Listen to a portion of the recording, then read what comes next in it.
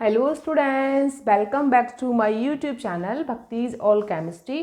तो स्टूडेंट्स, आज इस वीडियो में हम लोग डिस्कस करेंगे थर्मोडायनेमिक्स का नेक्स्ट टॉपिक जो है आपका internal energy.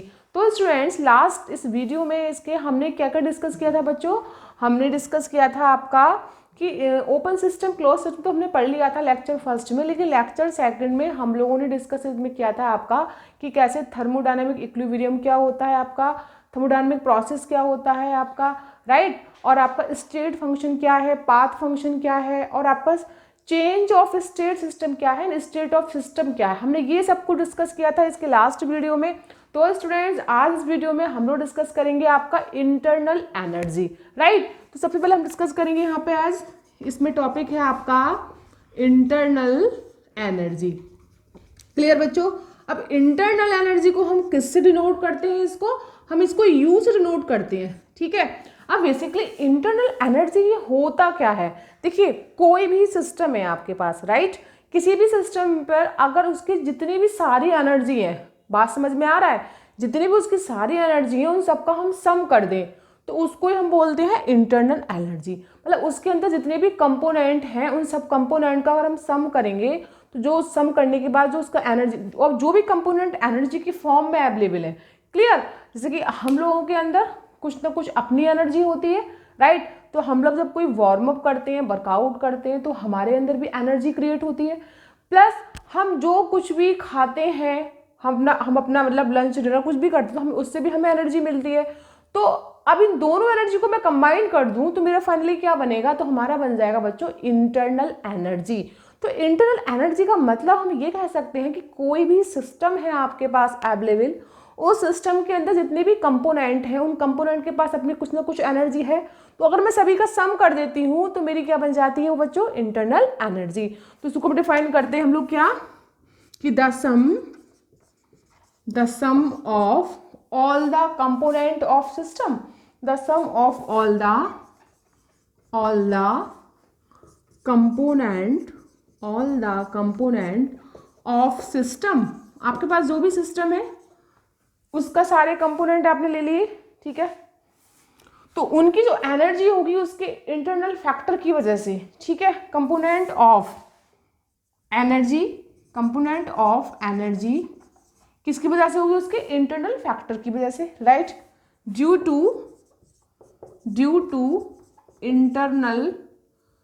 To internal factor.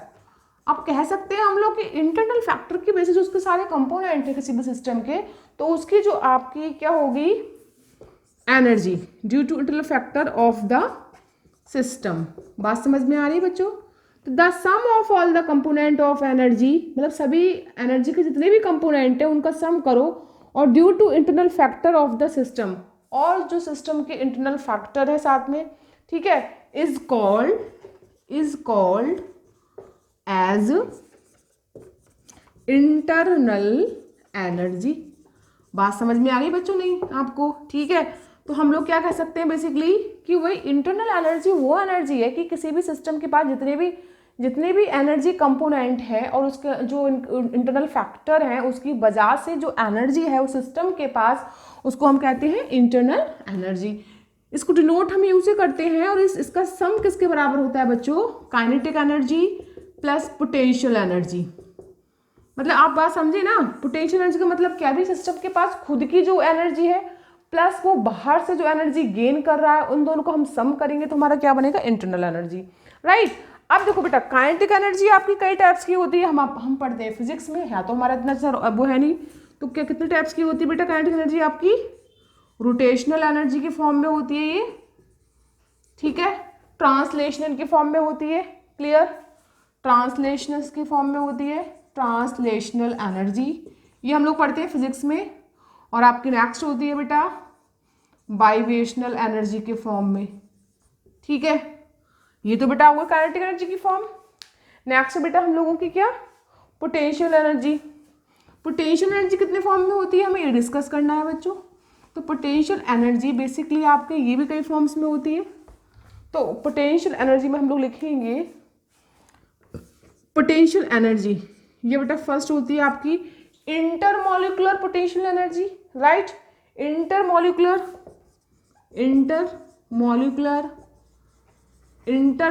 Potential energy, ठीक है बेटा। दूसरी आपकी इसमें कौन सी होती है बेटा, बॉन्डिंग पोटेंशियल एनर्जी होती। तो इसके अलावा और भी एक दो टाइप की है, लेकिन मैं आपको बेसिकली नॉलेज के लिए बता रही हूँ, ये आपकी फिजिक्स में है, यहाँ पर कोई रोल नहीं है इसका। तो ये पोटेंशियल एनर्जी हम लोग फिजिक्स में पढ़ेंगे इसकी टाइप्स, ठीक है। ये तो मैं आपके नॉलेज के लिए बता दिया। बेसिकली बेटा आता ये है, याद रखना किसी भी गैस के लिए हम थर्मोडायनामिक्स में बेसिकली क्या गैस की ही बात करते हैं। तो आपको पता है ना, गैस के मॉलिक्यूल क्या होते हैं, उनकी जिगजैग मोशन होता है, वो आपके हर डायरेक्शन में मूव करते रहते हैं, ठीक है। तो उसकी वजह से गैस के मॉलिक्यूल्स की अगर हम किसी गैस के लिए इंटरनल एनर्जी फाइंड करते हैं तो कितनी आती है आपकी, के प्लस पी आती है आपकी, क्लियर।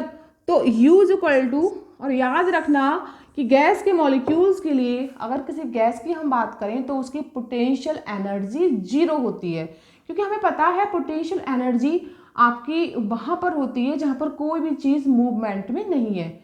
अब कोई चीज़ मूवमेंट में नहीं है तो उसके लिए पोटेंशियल एनर्जी कुछ ना कुछ रहेगी, लेकिन जब कोई चीज़ मूवमेंट में होती है, उसमें मूव होता है, जिगजैग मोशन में आपके मूवमेंट करते हैं पार्टिकल्स, तो वहाँ पर आपकी काइनेटिक एनर्जी होती है और ये आपकी क्या हो जाती है, 0 हो जाती है। तो बेटा क्या हो गया यहाँ पे, काइनेटिक एनर्जी प्लस 0। तो फाइनली इंटरनल एनर्जी आपकी किसी गैस के लिए क्या आ गई बेटा, काइनेटिक एनर्जी के इक्वल आ गई, राइट। तो ये बात को हमें याद रखना बच्चों कि आपके गैस के लिए हमेशा जो आपकी एनर्जी आती है ना, वो हमेशा क्या आती है, पोटेंशियल एनर्जी हमेशा 0 आती है, राइट। अब बात आती है काइनेटिक एनर्जी का फॉर्मूला आपने क्या पढ़ा है, बेसिकली आप होती क्या है कि आपकी kinetic energy K is equal to 3/2 nRT, यही तो होती है आपकी काइनेटिक एनर्जी किसी गैस के लिए। तो अब ये होती है किसी गैस के लिए बेटा, और इसको हम, ये आपकी 4 मोनो एटॉमिक गैस के लिए होती है, 4 mono atomic gas. Is that clear बच्चों। अब इसी काइनेटिक एनर्जी के वैल्यू को आप इसमें पुट कर दो फाइनली ऊपर वाले फार्मूले में। तो अब इसमें पुट करोगे आप तो क्या आएगा बच्चों, देखो पुट करो, यानी काइनेटिक एनर्जी तो आपकी हो गई।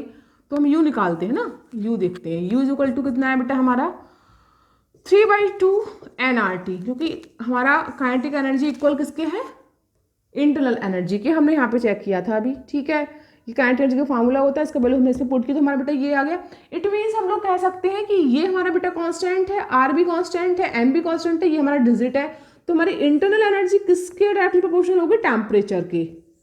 इसका मतलब क्या, इंटरनल एनर्जी आपके टेम्परेचर पर डिपेंड करती है। अगर टेम्परेचर 0 होगा तो वहाँ एनर्जी भी 0 होगी। बात ये आप ध्यान से समझना, आप न्यूमेरिकल करोगे चैप्टर में तो यहाँ पर आप ध्यान रखना बेटा, यदि डेल्टा टी का वैल्यू 0 आता है, डेल्टा टी 0, तो समझ जाना उसमें डेल्टा यू भी 0 होना है, क्योंकि हमारी इंटरनल एनर्जी टेम्परेचर पर डिपेंड करेगी। टेम्परेचर 0 होगा, एनर्जी 0 होगी, टेम्परेचर इंक्रीज होगा, एनर्जी इंक्रीज होगी, मतलब टोटल इस पर डिपेंडेड रहेगी, ठीक है। तो हमने देख लिया, हमेशा याद रखना कि जब आपका टेम्परेचर 0 होगा तो एनर्जी भी आपकी 0 होगी। कौन सी एनर्जी, इंटरनल एनर्जी, राइट। अब बेटा हमारा आता है इसमें, हाँ अब मुझे एक बात बतानी, आपको बताओ मुझे एक बात, इंटरनल एनर्जी हम लोगों की कैसा फंक्शन है, स्टेट फंक्शन है, पाथ फंक्शन है, क्या है। अभी इससे पिछले लेक्चर में हमने आपको पढ़ाया था कि स्टेट फंक्शन और पाथ फंक्शन क्या होता है। तो बेसिकली बेटा हमने बताया था कि एनर्जी आपकी Q एंड W वो आपके पाथ फंक्शन थे, बाकी इन सबको छोड़ के हमारे स्टेट फंक्शन थे। तो एनर्जी हमारा क्या है, स्टेट फंक्शन, ये सिर्फ स्टेट पर डिपेंड करता है, ना कि उसके पाथ पर, ठीक है, कि उसकी स्टेट क्या थी, इनिशियल फाइनल, राइट। उसके बाद ये कैसी प्रॉपर्टीज है आपकी, एक्सटेंसिव है, इंटेंसिव है। तो मैंने आपको फर्स्ट वीडियो में बताया था कि एक्सटेंसिव प्रॉपर्टीज वो होती हैं जो कि आपके सिस्टम के अमाउंट पर है ना, उसकी फिजिकल क्वांटिटी पर डिपेंड करती हैं, वो हमारी एक्सटेंसिव होती हैं। जो डिपेंड नहीं करती है वो इंटेंसिव, उससे आपका टेम्परेचर हो गया, इंटेंसिव है। बट यू हमारा क्या है, अपने आप में एक्सटेंसिव प्रॉपर्टीज है, क्योंकि हमने पढ़ा है आइंस्टीन का एक क्वेश्चन क्या होता है, E इक्वल टू mc²। तो आइंस्टीन कहते हैं कि एनर्जी मास पर डिपेंड है, उसकी क्वांटिटी पर डिपेंड है एनर्जी। तो उसका मतलब बेटा ये भी एनर्जी किस पर डिपेंड होगी, मास पर डिपेंड होगी। जहां अगर एनर्जी की बात आती है तो उसका मतलब हम मास की बात कर रहे हैं, एनर्जी आपकी मास पर डिपेंडेड है। तो इट मीन्स क्या है बेटा, ये हमारी कैसी प्रॉपर्टीज हो गई आपकी, एक्सटेंसिव प्रॉपर्टी, एक्सटेंसिव प्रॉपर्टी हो गई। और आप इस फर्स्ट वाले वीडियो में मैंने आपको सब डिस्कस किया है, एक्सटेंसिव इंटेंसिव, उसको आप अच्छे से देखना और समझना, ठीक है बच्चों। चलो अब हम स्टार्ट करते हैं बेटा। ये तो बात हो गई हमारी इंटरनल एनर्जी की फिनिश। अब बेटा हम बात करते हैं मोड ऑफ एनर्जी ट्रांसफर, यानी कितने मोड से एनर्जी का ट्रांसफर हो सकता है। अगला टॉपिक क्या है बेटा हमारा, मोड ऑफ एनर्जी ट्रांसफर। ठीक है, तो देखो बेटा बेसिकली एनर्जी आपकी ट्रांसफर दो मोड से हो सकती है, एक तो हीट के फॉर्म में, एक वर्क के फॉर्म में, है ना। भाई वर्क के फॉर्म में तो एनर्जी का ट्रांसफर हो रहा है, आपकी बॉडी में एनर्जी, आप कोई वर्क करते हो तो एनर्जी अपनी क्या कर रहे हो, अपनी एनर्जी को खर्च कर रहे हो ना वर्क करने में, तो एनर्जी का ट्रांसफर हो रहा है, आपकी बॉडी से निकल रही है आपकी एनर्जी, या हीट के फॉर्म में निकल सकती है ना। तो नेक्स्ट टॉपिक क्या है बेटा हमारा, mode of energy transfer. Right बच्चों, मोड ऑफ एनर्जी ट्रांसफर क्या होगा बेसिकली बेटा इसमें होना ये है कि पहले तो बेटा आपकी होती है हीट के फॉर्म में, हीट क्या है आपका यहाँ पे Q, सेकंड आपका किसकी होती है बेटा वर्क के फॉर्म में यानी कि W, और यही दोनों बेटा क्या होते हैं आपके पाथ फंक्शन, पीछे पढ़ा था हमने पाथ फंक्शन में लास्ट वीडियो में। ठीक है, तो एनर्जी का ट्रांसफर होता कब है, जब सिस्टम और सराउंडिंग में टेम्परेचर डिफरेंसेस आ जाते हैं। भाई सिस्टम और सराउंडिंग का जब टेम्परेचर डिफरेंस होगा तभी तो एनर्जी का ट्रांसफर होगा। अगर सपोज डेट सिस्टम का टेम्परेचर ज़्यादा है, सराउंडिंग का कम है, तो आपकी सिस्टम से सराउंडिंग की तरफ ट्रांसफर होगी एनर्जी। अगर आपके सराउंडिंग का टेम्परेचर ज़्यादा है, सिस्टम का टेम्परेचर कम है, तो एनर्जी सराउंडिंग से सिस्टम की तरफ होगी, सीधी सी बात है ना।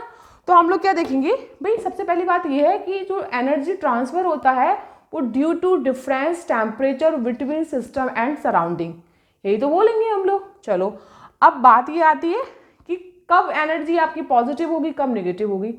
तो सबसे पहले हम यहाँ पर इसको डिफाइन करेंगे कि भाई एनर्जी ट्रांसफर होने का रीज़न क्या है ना। अब सपोज डेट आप कुछ, जैसे कि हम लोग कैसे इसको डिफाइन करेंगे, नॉर्मली हम लोग ठंडी बोतल लेते हैं, ठीक है, ठंडी बोतल लेते हैं, फ्रीज में से निकाल कर उसको आप कुछ देर के लिए बाहर रख दो, तो उस ठंडी बोतल के अंदर जो पानी है उसका टेम्परेचर कम होता है और बाहर सराउंडिंग का टेम्परेचर ज़्यादा होता है, राइट। तो सराउंडिंग से वो एनर्जी सिस्टम यानी बोतल के अंदर जाती है, तो फाइनली कुछ देर में बोतल का पानी क्या होता है आपका, गर्म हो जाता है। इसका मतलब क्या, टेम्परेचर में डिफरेंस था, भाई बोतल का टेम्परेचर कम था, सराउंडिंग का टेम्परेचर ज़्यादा था, दोनों में टेम्परेचर में डिफरेंस था, तभी तो सराउंडिंग से आपकी एनर्जी कहाँ गई, सिस्टम की तरफ, इसीलिए हमारी एनर्जी का ट्रांसफर हो गया। ठीक, अच्छा अगर ऐसा हो जाए कोई चीज़ बहुत गर्म किया आपने, बहुत ज़्यादा गर्म कर लिया उसको, अब आप उसको ठंडा करने के लिए रखते हैं, थोड़ा बाहर रखते हैं अपने ना, तो उस गर्म चीज़ को आप ठंडा करने के लिए रखोगे सराउंडिंग में, तो फाइनली वो जो गर्म वाली चीज़ है तो उसका टेम्परेचर आपका डिफरेंस होगा नहीं होगा, सराउंडिंग का टेम्परेचर अलग होगा, जो आपने जिसको हीट किया है उसका टेम्परेचर अलग होगा, तो फिर फाइनली क्या होगा, जो सिस्टम है वहाँ से एनर्जी का ट्रांसफर सराउंडिंग की तरफ होगा, तो क्या होगा वहाँ पे एनर्जी का ट्रांसफर हो रहा है। तो कुल मिला के हमने क्या देखा कि एनर्जी का transfer due to temperature difference, temperature difference होगा तो एनर्जी का ट्रांसफर भी होगा, राइट। तो इसको हम डिफाइन करेंगे। अब उसमें बेटा आपका हीट आ गया, तो पहला हमारा टर्म क्या है, हीट, इसको हम क्यू से डिनोट करते हैं। तो बेटा उसमें क्या लिखेंगे फटाफट से कि भाई एनर्जी ट्रांसफर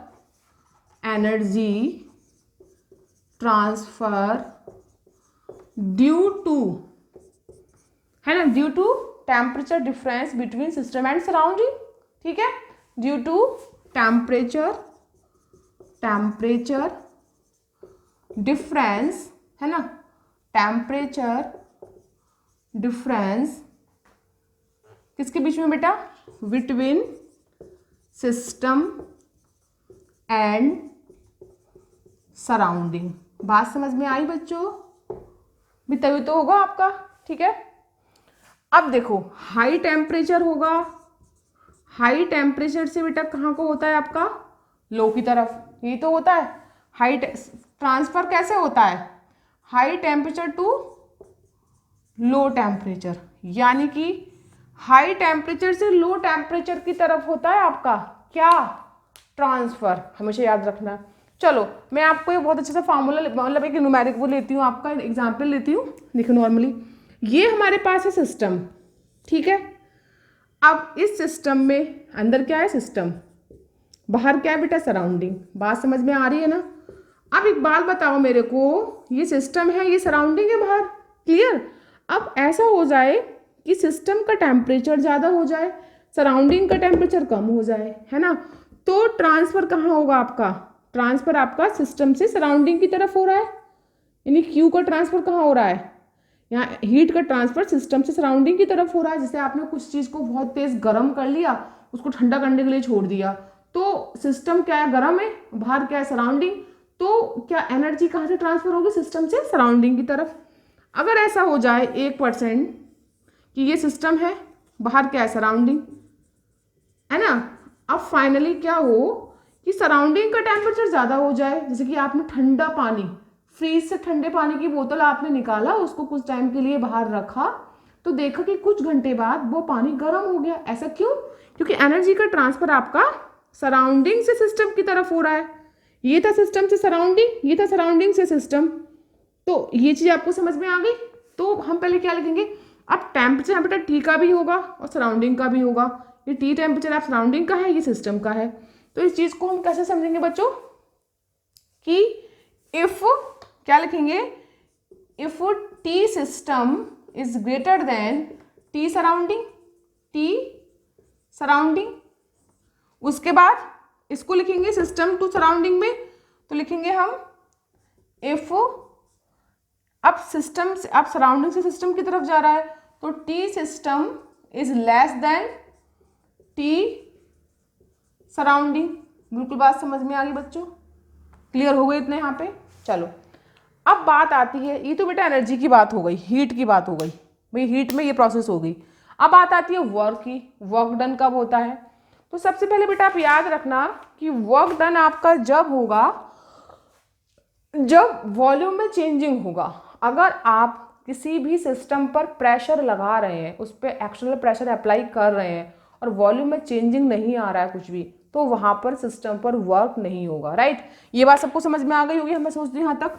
अब नेक्स्ट बेटा हमारा क्या है, वर्क। वर्क की अगर बात करें, वर्क क्या होता है, तो बेटा थर्मोडायनेमिक्स में बेसिकली हम लोगों ने देखा है कि वर्क का मतलब ही यही होता है कि भाई वर्क डन जब होगा जब किसी सिस्टम में आपकी क्या रहेगी बच्चों, चेंज, सिस्टम में वॉल्यूम चेंज होगा।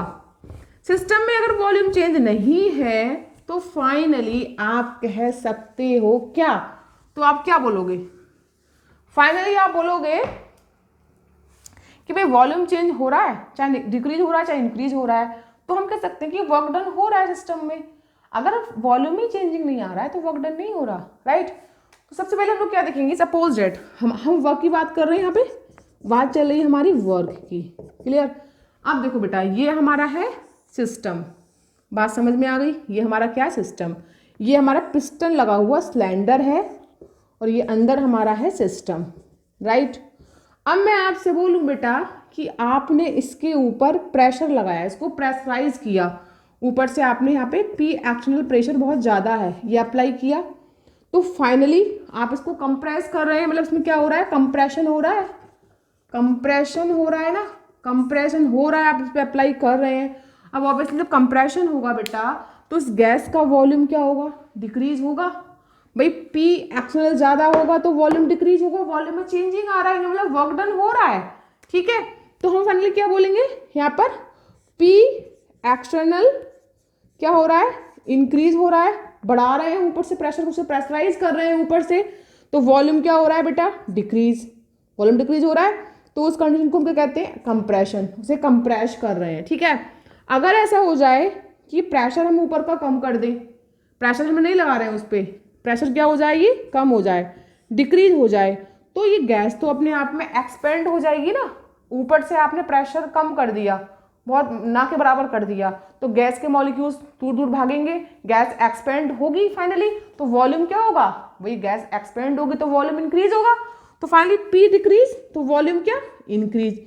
इसका मतलब इन दोनों कंडीशंस में आपका वर्क हो रहा है, वर्क डन हो रहा है। मैंने क्या बोला, वर्क डन सिस्टम पर तभी होगा जब उसके वॉल्यूम में चेंजिंग होगा, या तो वॉल्यूम आपका इंक्रीज हो या वॉल्यूम डिक्रीज हो, दोनों में से कोई एक फिनोमेना हो।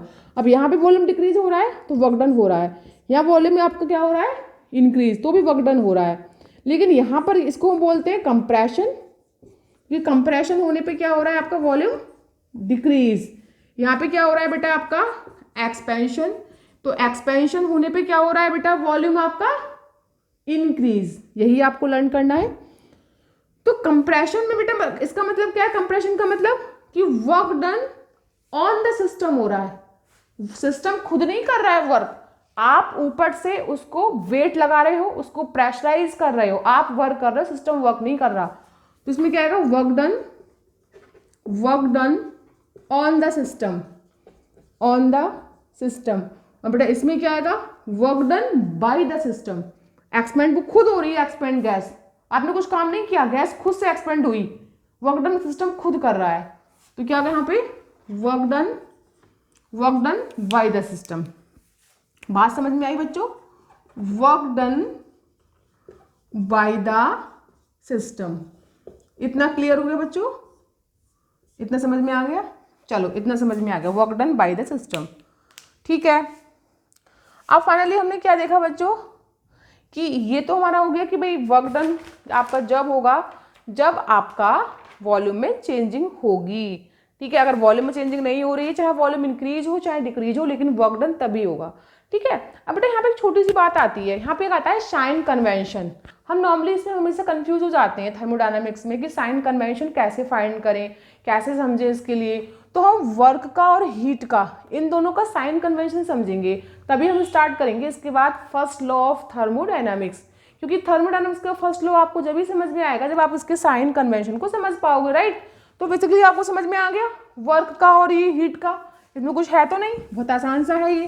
अब हम पढ़ेंगे साइन कन्वेंशन पे, हीट एंड वर्क का साइन कन्वेंशन कैसे होता है, ठीक है बच्चों। तो बेसिकली हम स्टार्ट करते हैं यहाँ पे साइन कन्वेंशन। तो फाइनली साइन कन्वेंशन, हम तो हीट आपकी प्लस भी हो सकती है माइनस भी हो सकती है, वर्क डन आपका प्लस भी हो सकता है माइनस भी हो सकता है, बहुत सिंपल सा है। तो अगला है हमारा साइन कन्वेंशन। साइन कन्वेंशन में आपका फाइनली क्या होगा बच्चों कि वर्क है, वर्क और हीट, वर्क आपका प्लस भी हो सकता है माइनस भी हो सकता है, हीट आपका प्लस भी हो सकता है माइनस भी हो सकता है, लेकिन कब प्लस होगा कब माइनस होगा ये बात हमें समझ में नहीं आई ना, ये समझेंगे। देखो सबसे सिंपल सा फंडा है, अभी पीछे पढ़ के आए हम लोग, पहले हीट का पढ़ लेते हैं, ठीक है। देखो हीट का, देखो पहले हीट कब प्लस होगी कब माइनस होगी ये समझना अच्छे से, बहुत ही इंटरेस्टिंग है। ये हमारे पास क्या है, सिस्टम, ठीक है। ये क्या है, हम सिस्टम की अगर बात करेंगे तो थर्मोडायनामिक्स में किसकी बात करेंगे, पिस्टन लगा हुआ सिलेंडर, ये अंदर क्या है, सिस्टम है, ठीक है। ये सिस्टम है, पिस्टन लगा सिलेंडर है। अब एक बात सुनो, अगर मैं आपसे बोलूं कि सिस्टम की एनर्जी मुझे इंक्रीज करनी है, तो सिस्टम की एनर्जी इंक्रीज कब होगी, जब सराउंडिंग से इसको एनर्जी मिलेगी, बात समझे। अगर मैं इसके अंदर हीट डाल दूं, इसको एनर्जी दे दूं, इसको बाहर से मैं इसको एनर्जी दे दूं, इसके अंदर हीट डाल दूं, तो फाइनली क्या होगा, इसको बाहर से एनर्जी देने पर इसके अंदर की एनर्जी इंक्रीज हो जाएगी, और अंदर की एनर्जी इंक्रीज होगी तो ये किस में आएगी, पॉजिटिव में। तो हम लोग क्या कह सकते हैं, अगर एनर्जी का ट्रांसफर सराउंडिंग से सिस्टम की तरफ हो, बात समझ रहे हो ना, ये सिस्टम है और ये सराउंडिंग है बाहर, तो एनर्जी का ट्रांसफर इस सराउंडिंग से सिस्टम की तरफ होगा, तो इसके अंदर सिस्टम की एनर्जी इंक्रीज होगी, बढ़ेगी। तो फाइनली इस हीट का, इस क्यू का साइन कैसा आएगा बेटा, पॉजिटिव वैल्यू। इतनी बात आप ध्यान से लगा कर समझो। अब इसका रिवर्स कर दो, अगर ऐसा हो जाए कि एनर्जी का ट्रांसफर सिस्टम से सराउंडिंग की तरफ हो जाए, बात समझे। देखो इसको हम ऐसे कर सकते हैं, ये हमारा दूसरा बनाते हैं डायग्राम, ये हमारा पिस्टन लगा सिलेंडर है, ये सिस्टम है। अब ऐसा हो जाए कि सिस्टम की एनर्जी ज़्यादा है, सराउंडिंग की एनर्जी कम है, इट मीन्स आपने किसी चीज़ को बहुत गर्म किया और उसको आप ठंडा करने के लिए छोड़ दिया, तो जो आपने गर्म किया है वो सिस्टम है ना, उसकी एनर्जी का ट्रांसफर अगर बाहर सराउंडिंग की तरफ हो जाए, यानी कि सिस्टम से सराउंडिंग की तरफ होगा, बात समझ रहे हो ना। तो यहाँ पर सिस्टम से सराउंडिंग की तरफ होगा तो सिस्टम की तो एनर्जी कम हो जाएगी ना, डिक्रीज हो जाएगी। तो फाइनली इसका वैल्यू कैसा होगा बच्चों, निगेटिव होगा इसका वैल्यू। इतनी बात समझ में आ गई आपको, नहीं तो आपका इसका वैल्यू क्या होगा, निगेटिव होगा। तो ये तो हमने समझा कि साइन कन्वेंशन में आपको देखना है कि जो आपकी हीट है क्यू, उसका प्लस और माइनस कब होता है। सिंपल सा फंडा है, जब एनर्जी का ट्रांसफर सराउंडिंग से सिस्टम की तरफ होगा तो पॉजिटिव होगी, जब एनर्जी का ट्रांसफर सिस्टम से सराउंडिंग की तरफ होगा तो निगेटिव होगी, दैट्स ऑल, ठीक है। अब आता है वर्क डन। वर्क डन का फिनोमेना बहुत आसान है, बहुत अच्छा है। वो कैसे, वो भी समझ लो आप, आपको बिल्कुल भी कन्फ्यूजन नहीं रहेगा। क्या होता है इसका फिनोमेना, देखो बच्चों सबसे पहले हम लोग क्या देखेंगे इसमें कि अगर वर्क, अभी मैंने आपको पढ़ा कर आई हूँ पीछे, अगर आपको ध्यान हो तो, कि भाई अगर आप किसी सिस्टम को ऊपर से प्रेशर लगा रहे हो, बात समझना, ये है मेरे पास सिस्टम, ठीक है, ये पिस्टन लगा हुआ सिस्टम है, ये है सिस्टम, ठीक है, मैंने पी एक्सटर्नल, इसका मैंने ऊपर से प्रेशर बहुत लगा दिया, तो फाइनली बेटा इसमें क्या हो गया, कंप्रेशन हो गया नहीं हो गया, कंप्रेशन हुआ नहीं हुआ, कंप्रेशन हो गया आपका फाइनली, इसमें कंप्रेशन हो गया फाइनल, तो क्या हुआ बेटा हमारा, कंप्रेशन हुआ, कंप्रेस किया, तो बेटा वॉल्यूम क्या हो गया इसका, डिक्रीज होगा नहीं होगा। आप किसी चीज को ऊपर से दबा रहे हो, प्रेशराइज कर रहे हो, उसका प्रेशर बहुत ज्यादा है, तो अंदर गैस क्या होगी आपकी, कंप्रेस होगी, वॉल्यूम डिक्रीज होगा, कंप्रेशन हो रहा है, इसका मतलब वर्क डन सिस्टम नहीं कर रहा है, वर्क डन आप कर रहे हो उसके ऊपर, उसको प्रेशराइज कर रहे हो, उसका प्रेशर बढ़ गया है। तो अगर कंप्रेशन होता है, वॉल्यूम डिक्रीज होता है, और वर्क इसके ऊपर होता है, वर्क डन ऑन सिस्टम होता है, तो बच्चों याद रखना उसका साइन होगा, उसका वैल्यू होगा बेटा क्या, पॉजिटिव। इतनी बात समझ में आ गई, राइट। आगे आ जाओ, ये हमारा है अगला, अगला हमारा क्या है, ये सिस्टम, पिस्टन लगा सिलेंडर है, अब आप वर्क नहीं कर रहे, गैस अपना आप एक्सपेंड हो रही है, ठीक है, आपने इसको आपने हीट दिया, टेम्परेचर इंक्रीज किया और सिस्टम को थोड़ा खुला छोड़ दिया, तो गैस के पार्टिकल्स मूव कर रहे हैं जिग-जैग मोशन में, गैस एक्सपेंड हो रही है, सिस्टम अपना वर्क कर रहा है, तो यहाँ पे क्या होगा बेटा, एक्सपेंशन, यहाँ पे क्या होगा, एक्सपेंशन, यहाँ पे एक्सपेंशन हो गया, एक्सपेंशन होगा, तो क्या होगा एक्सपेंशन में, इसका वॉल्यूम, गैस का वॉल्यूम बढ़ जाएगा, ऐसे ऊपर को उठेगा, वॉल्यूम बढ़ेगा, तो वॉल्यूम क्या होगा, इंक्रीज, एक्सपेंशन होगा, या वॉल्यूम डिक्रीज, इसका मतलब work done by the system हो रहा है, वर्क डन क्या हो रहा है, बाय द सिस्टम, बात समझे। तो work done by the system होगा, और बाय द सिस्टम कब होगा, जब एक्सपेंशन होगा, गैस के पार्टिकल्स मूव करेंगे जिग-जैग मोशन में, आप उसको थोड़ा टेम्परेचर इंक्रीज करोगे, उसको एनर्जी दोगे, गैस आपकी मूव करेगी, वॉल्यूम इंक्रीज होगा, अपना आप एक्सपेंड हो रही है गैस, तो वहां पर एक्सपेंशन होगा, वॉल्यूम इंक्रीज होगा, work done by the system होगा, सिस्टम खुद वर्क कर रहा है, आप नहीं कर रहे हो उसके ऊपर, सिस्टम खुद वर्क कर रहा है, देन इट मीन्स इसका वैल्यू कैसा होगा बच्चों, निगेटिव। अब आपको मैंने चारों बातें समझा दी है बच्चों कि आपकी जो हीट है यानी Q और आपका वर्क डन है वो कब पॉजिटिव होता है, कब निगेटिव होता है, मैंने सारा क्लियर कर दिया है, बात समझे। Work done on the system होगा, आप प्रेशराइज कर रहे हो, आप उसको प्रेशर लगा रहे हो, कंप्रेस कर रहे हो, तो वर्क डन पॉजिटिव। अगर वर्क डन आपका खुद ने, सिस्टम खुद वर्क कर रहा है, आप नहीं कर रहे हो, खुद से गैस एक्सपेंड हो रही है, आपने उसको थोड़ी सी एनर्जी दी, वो खुद से गैस एक्सपेंड होने लगी, वॉल्यूम इंक्रीज हो गया, एक्सपेंशन हो गया, तो work done by the system हो रहा है, आप नहीं कर रहे हो वर्क, तो उस कंडीशन में क्या होगा, वैल्यू आपका निगेटिव होगा। सिंपल सा फंडा है, कंप्रेशन है, वॉल्यूम डिक्रीज है, वैल्यू पॉजिटिव, एक्सपेंशन है, वॉल्यूम इंक्रीज है, वैल्यू निगेटिव। एनर्जी का मैंने बता ही दिया, एनर्जी क्या है, हीट का ट्रांसफर सराउंडिंग से सिस्टम की तरफ हो रहा है, सिस्टम की एनर्जी इंक्रीज हो रही है, देन हीट पॉजिटिव। हीट का ट्रांसफर सिस्टम से सराउंडिंग की तरफ हो रहा है, उसकी एनर्जी डिक्रीज हो रही है, तो उसकी वैल्यू निगेटिव। दैट्स ऑल बच्चों, बात समझ में आ गई आपको, चलो समझ में आ गई, तो हम इसके बाद यहाँ पे एक लिखते हैं छोटा सा, देन आज का लेक्चर हमारा फिनिश। सही बच्चों, तो सीधी सी बात है भाई कि आपको ये समझ में अगर आ जाएगा तो आपको आगे प्रॉब्लम्स नहीं आएगी न्यूमेरिकल्स करने में, राइट। तो थर्मोडायनामिक्स के न्यूमेरिकल करने में कोई दिक्कत नहीं आएगी आपको, ये गारंटी मैं लेती हूँ आपसे। और सबसे इंटरेस्टिंग चैप्टर है ये, और उतना ही मोस्ट इंपोर्टेंट आपके बोर्ड एग्जाम के लिए, आपके नीट जेईई सबके लिए इंपोर्टेंट चैप्टर है बेटा ये, इसको अच्छे से समझ लेना, वीडियो को बार बार देख सकते हो आप, ठीक है। तो टर्म्स अब हम थोड़ा लिख लेते हैं, ये तो हमने समझ लिया, आपके एक डायग्राम के थ्रू लिखते क्या है, देखो हीट सप्लाइड कहाँ से हो रही है, सराउंडिंग से सिस्टम या system surrounding, heat supplied to system, to the system, अब हीट बेटा सिस्टम के लिए सप्लाई हो रही है ना, तो उस कंडीशन में Q का वैल्यू 0 से ज़्यादा होगा, यानी कि पॉजिटिव होगा। और बेटा हीट कहाँ हो रही है सप्लाई? टू द सराउंडिंग, यानी हम कह सकते हैं heat given out by the system. Heat ये भी लिख सकते हैं, heat given out by the system, heat given out by the system, यानी कि हीट आपकी सिस्टम के द्वारा बाहर निकल रही है, यानी सिस्टम सराउंडिंग को दे रहा है। पहले तो मतलब सप्लाई, सिस्टम को सप्लाई की जा रही थी, तो Q का वैल्यू क्या हो गया? पॉजिटिव। अब सिस्टम एनर्जी बाहर निकाल रहा है, सराउंडिंग को दे रहा है, तो Q का वैल्यू क्या होगा? लेस देन 0, यानी कि निगेटिव। बात समझ में आ गई? अब वर्क डन, वर्क डन का और देखो बेटा, वर्क डन कहता है, वर्क डन मैंने आपको पहले ही बता दिया, work done on the system, system के ऊपर आप वर्क कर रहे हो, सिस्टम वर्क नहीं कर रहा है, तो बेटा उसको क्या होगा? तो उस कंडीशन में कंप्रेशन होगा, कंप्रेशन, और कंप्रेशन होगा तो W का वैल्यू क्या होगा? 0 से ज्यादा, यानी कि पॉजिटिव, राइट। और बेटा work done by the system होगा, ठीक है, सिस्टम के द्वारा हो रहा, सिस्टम पे तुम नहीं कर रहे हो, तो वहां बेटा क्या होगा? आपका एक्सपेंशन, एक्सपेंशन होगा फाइनली, और आपका W का वैल्यू क्या होगा? लेस देन 0, लेस देन 0, है ना।